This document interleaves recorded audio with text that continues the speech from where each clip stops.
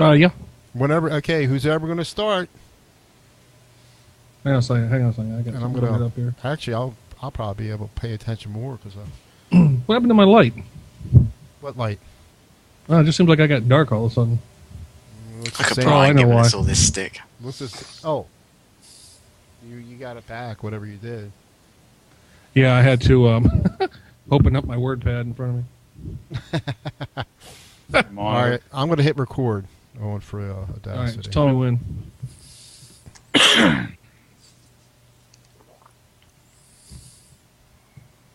All right, I don't like the. Hold on.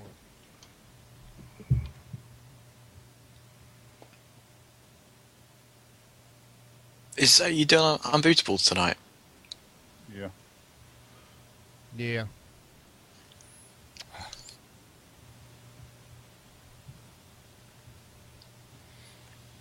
I'll just have, it's a little noise in there. I'll just have to clean it up afterwards. It's all right. It'll be all right. We're not CNN. Not yet, anyway. All right.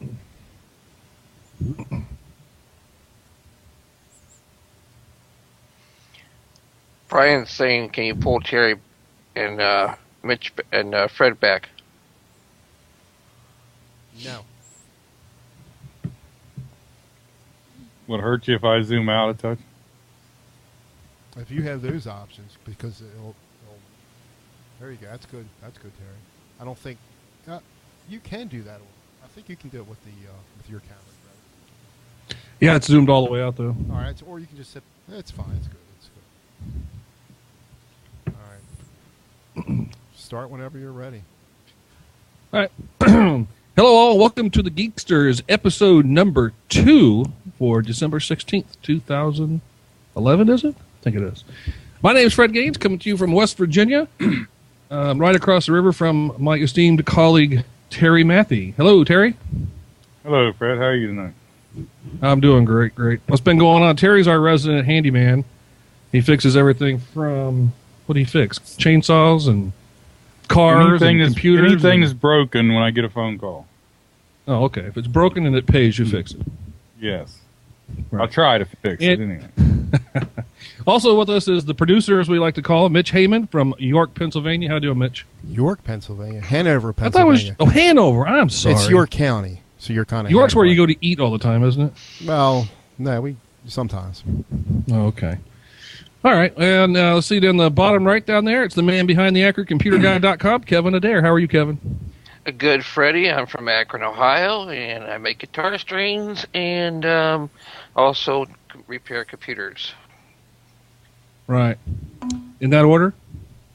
Yes, in that order. Okay, just making sure. And all the way from, what is it, Akel, yeah. Akel, UK. The purveyor of jmitservices.co.uk. It's Jason Button. How are you, Jason? Not too bad. How about you? I'm doing pretty good. Getting in the Christmas spirit here. I think my wife spent about $600 today, so I thought I'd wear the hat because it's the only thing I can afford to buy. I was going to say, I hope she hasn't spent all that money just on the hat. Well, I'm glad you still had a shirt on your back. Yeah. Yeah, and I guess I'm a commercial pilot by day and a computer repair enthusiast, technology enthusiast by night, or the other days, actually. And that's about it. So I guess we'll just get started. Who are we going to start with? Let's start with Mr. Mutton. Let's pick on the young guy. No! Do Terry first. This is Terry's first show. Yeah, that's a good point. Terry has been late, so maybe we should punish Terry. Make Terry go first. Go ahead, Terry. What do you got? Nothing. Jason's back to you. Right, let's do me then. Right. I just want to talk a little bit about Telestream. Telestream's got a new alliance with NASCAR. You know, like NFL and football, they have instant replay. They can do whatever cameras they want and have instant decisions by the officials watching instant replay. Well, Telestream has been doing some work, and they've got it to where they think next year they're going to be able to do this with NASCAR. They're going to have 18 high-definition cameras, and at any time they can go back and hit the replay button on any of them. But the from what I read about it, if there's 18 cameras, they can go back in time, and as they're reviewing it, all 18 cameras follow in the same time slot, so that if they see something, they could go to all 18 cameras and see the same shot at the same time, or not the same shot, but a shot of the same accident or whatever they're trying to figure out with the thing all at the same time. They could flip whichever camera they want to, and they'll be in real time. Does that? How are they doing it now? I mean, is it just cameras like? Well, they have the cameras. They have the cameras for the stream, and I might be wrong, but I was thinking I read somewhere one time they had over 100 cameras per race. But they have all the cameras, but they don't have no way of doing instant time and synchronizing all the cameras, and they just couldn't do the playback. Wow. Isn't that Telestream? Isn't that who makes Wirecast? Yes, that's who makes Wirecast. I guess from what I read, they're calling this the pipeline, is what they're going to call it, and they're going to try to use this same technology in a lot of different sports. I can see where you could use it in a lot of stuff. NASCAR. Wow. So I wonder if they, because don't they do like restart orders and things by after a wreck? Don't they do that with like what do they call it, transponders? Yeah, isn't that how they get their position on the track? And then they have certain spots around the track that whenever the caution comes out, they call them loops. They go to the last loop, and that's where they set the starting order. But this way, they'll also have video. So if the caution comes out, they can go back and look at the video quickly and just say, okay, who's ahead of who. Right. Huh. Well, that's interesting. I wonder if they're going to stream it. I was going to say, so through this is Wirecast. Did it go out to other sports then, I take it? Yeah, like the NFL, the football, and people like that kind of had the same thing, but it was just harder because you're going around a 2-mile track, and the way they got their cameras and everything like that, it was harder for them to do through NASCAR. And yeah.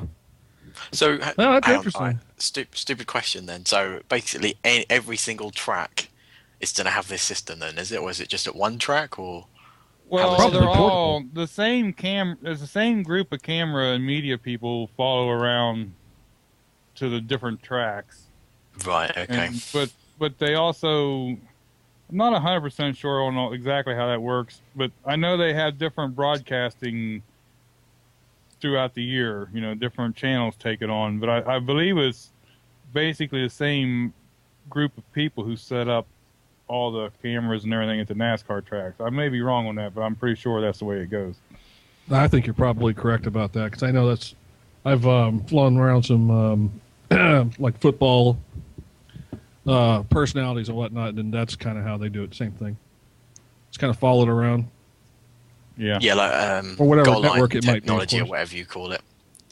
When they're trying to figure out if the ball's over the line, when someone's tried to score or whatever. Same sort of thing. Check out Jason throwing out American football teams. That was pretty impressive.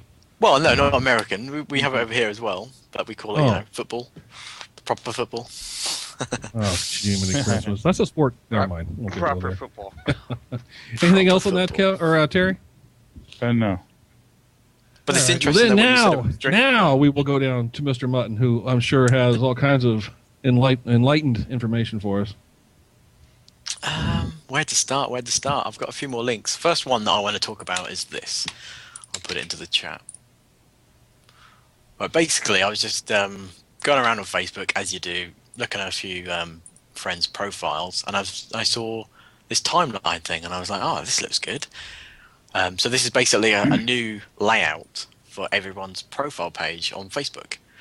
And it's basically based on time. So you have your timeline, which goes down the center of your Facebook page, and on the left and the right you'll have your different events. So if you upload a picture, or you like a company, or you add someone as a friend, it will get added to your timeline. So it'll either go on the left and the right.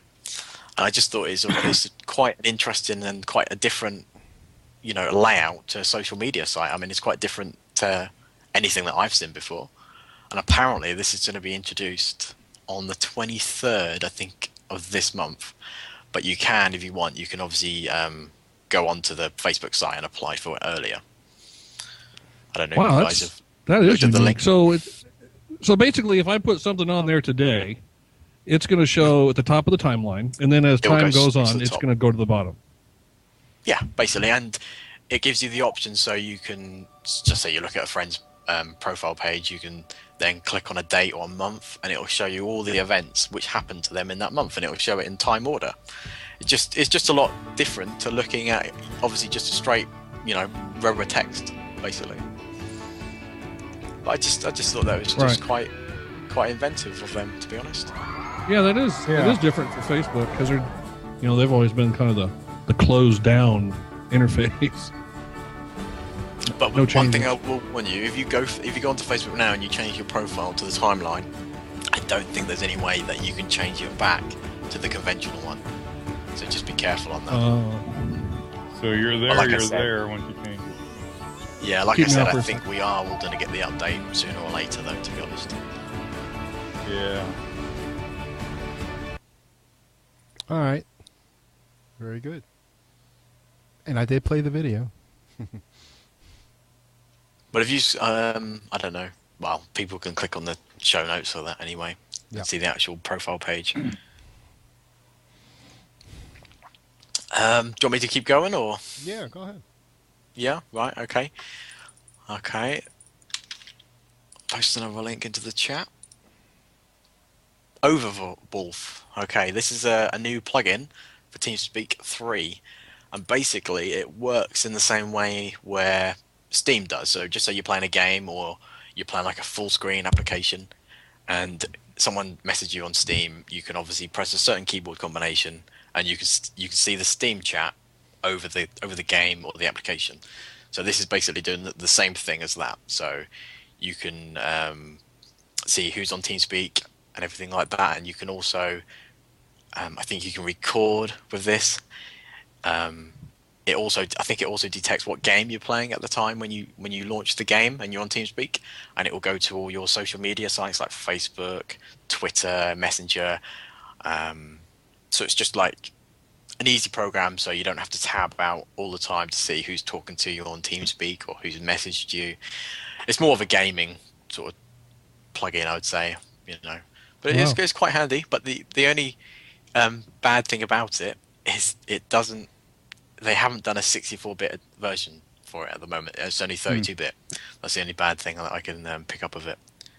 Now, whenever you're on the game, that automatically tweets out and sends to all your social media that you're on the game, so others can join. Yeah. Is that what? I think that's what it does basically. So I think you can post videos from it and screenshots straight to your social media basically.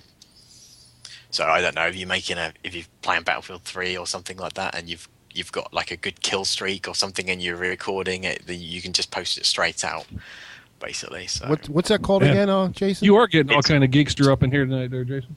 it's called Overwolf. It's overwolf.com. Overwolf.com, Hector. Very Yeah, I'll good. check that out. I mean, I don't think it's my more for gamers, really. Cell Atom processor will run it here. I doubt it.